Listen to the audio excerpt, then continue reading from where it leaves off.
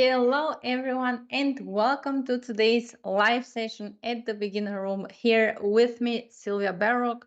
Today's topic of the session is going to be stock market setup. So, we're going to discuss a couple of stock market setups, how everything works, what strategies I am using, how to find the right setups. I'm going to show you, of course, on our website as well, the different instruments, the differences between these instruments, why do I like one more than the other. So if you have any questions regarding to that, please feel free to let me know at any time, and I am definitely here to help you and of course share with you my personal trading strategy.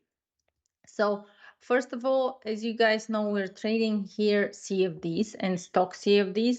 And so I want to share with you where to find all of these stock CFDs on our website and how to read the different trading requirements. What does that mean for your trading, risk trading and account? So how can you calculate that and all of this? So I'm gonna share with you real quick, and then you will know where to find what. So once you log into your account, you see here on the top, that's this tab instruments, and you see all of the instruments that we have here available: forex trading, energies, cryptocurrencies, equity, turbo stocks, and so forth. So we're going to focus today on stock CFDs, and I want to share with you here the different CFDs and where to find the different requirements.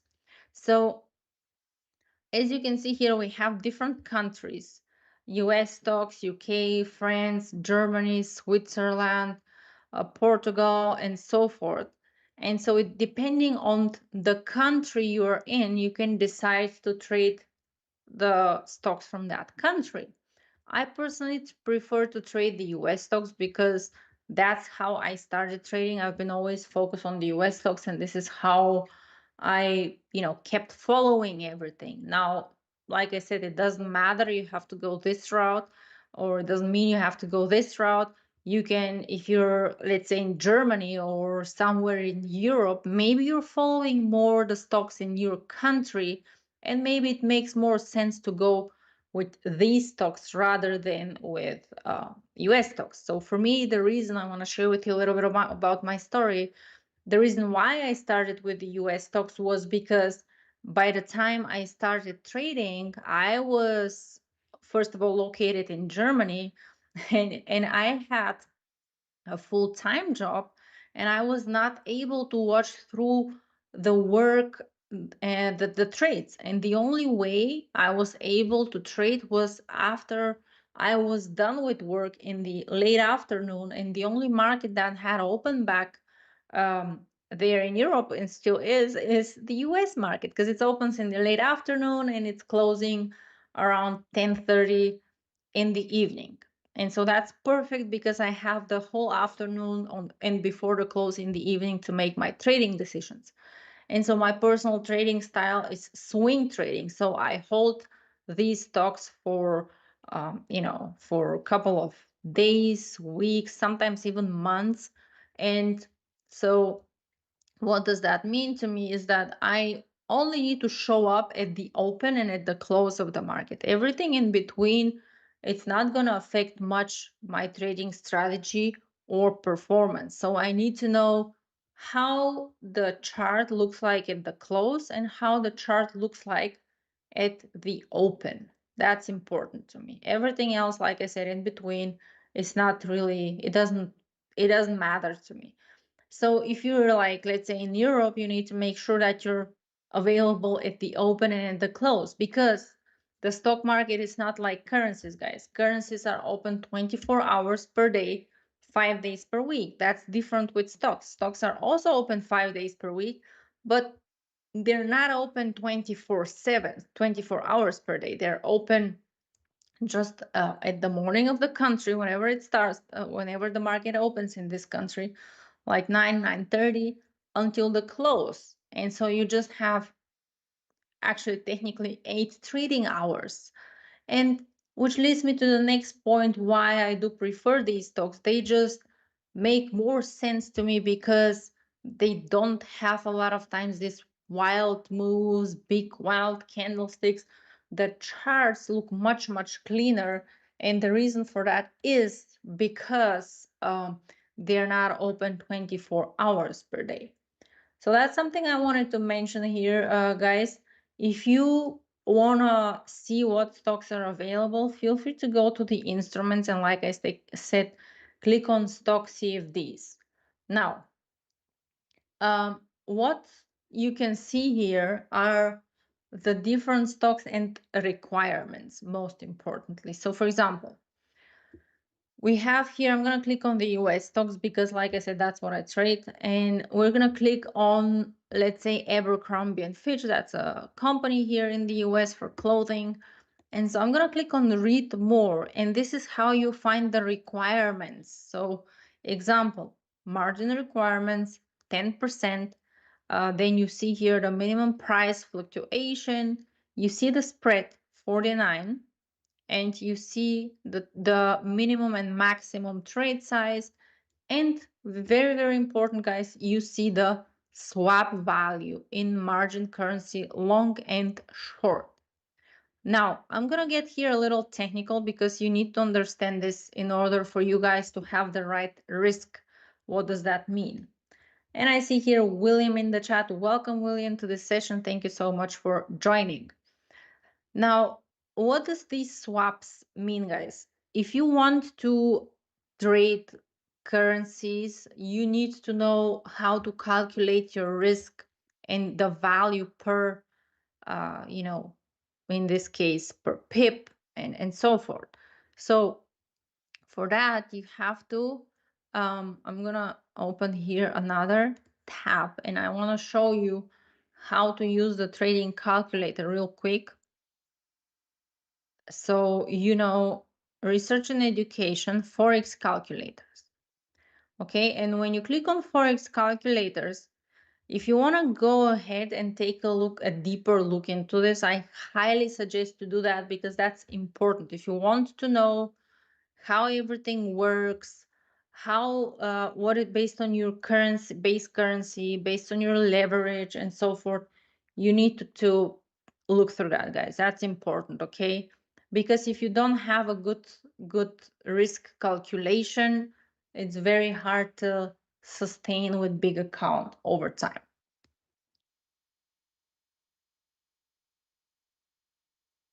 So how it works.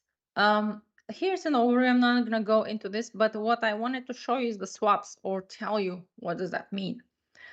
A swap rate is a rollover interest rate which exempt credits or debits from clients' accounts when a position is held overnight. The swap rate is credited or debited once for each day of the week when a position is rolled over, with the exception of Wednesday when it is credited or debited 3 times. Okay, so this is why it's important, because those are fees, guys. And if you don't understand these fees, you will not understand your risk. And if you don't have a good risk management, you're probably gonna go quicker into a drawdown because you're not gonna be understanding that. Okay, that's important. So to go back here, this means if you're holding overnight, you're gonna have 8% swap here. For longs, for shorts, you're getting debit. So that's important. Now, if you want to avoid that, they are instruments that don't have this. Okay, so for example, if you're trading the US 500 future, for example, which is a basket of the 500 stocks in the US, which is the futures in this case, then you're not going to have to deal with this. And the reason I'm sharing with you guys is because that's extremely important to understand all instruments that you're trading in order for you to make the right choices for you, for your account. I'm going to click here on these futures, and we see here margin requirement 100%.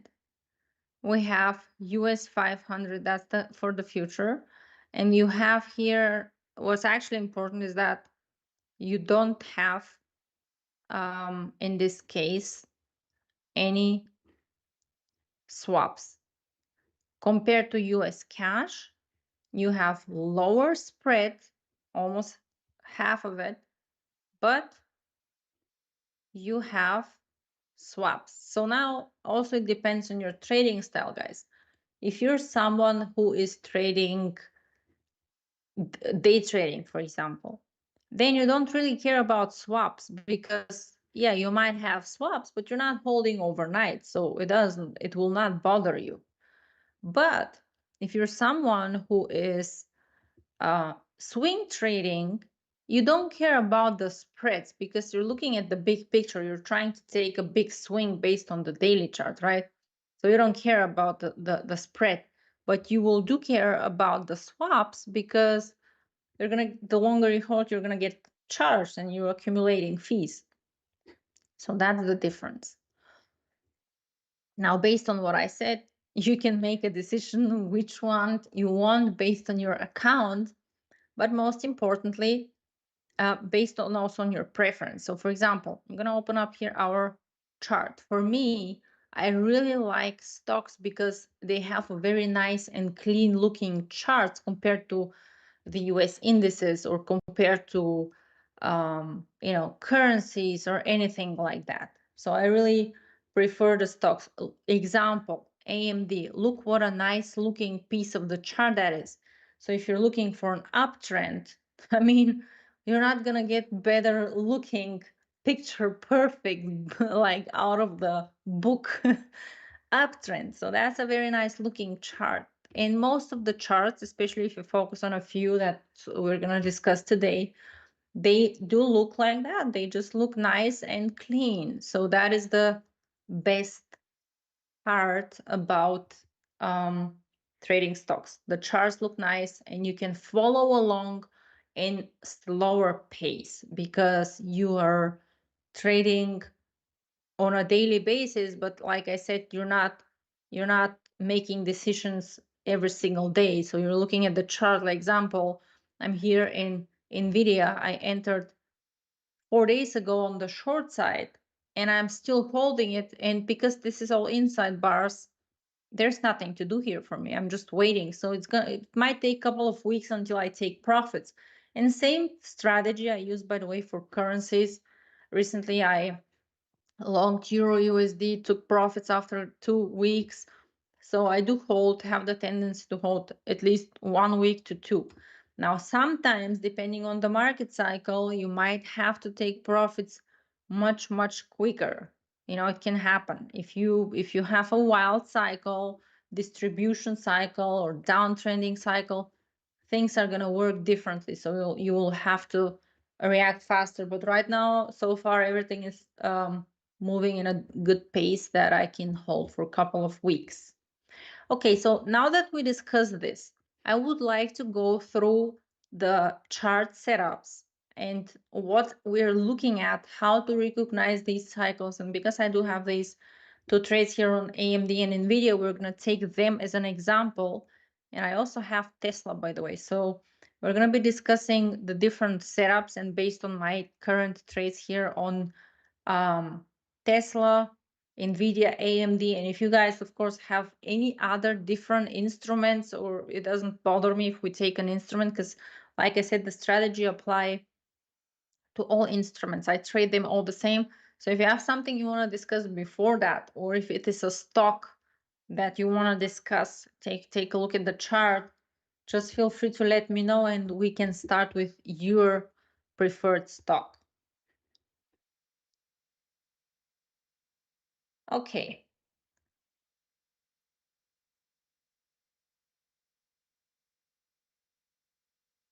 So let's go ahead and start right now with NVIDIA, because this has been a very, very strong looking chart, very nice and strong looking stock. And so I want to also discuss the reason why I do prefer these type of stocks compared to indices or other instruments. So if you look at NVIDIA, if you look at a couple of months or even years back, you will see that This stock easily moved since 2020, guys. It went 620%. So this is a huge move.